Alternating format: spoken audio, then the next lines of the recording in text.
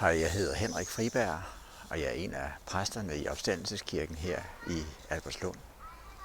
Det er december, og det er mørkt. Prøv at nyde de flotte lys, som udsmykker Albertslund Center her, hvor vi kan se, at lysene får særlig betydning i mørket. Der er udsmykket så flot med lys og hjerter. Så nyd det, mens I lytter til et stykke musik, som spilles af kirkens organist, Carsten Johannes Mørk. God fornøjelse.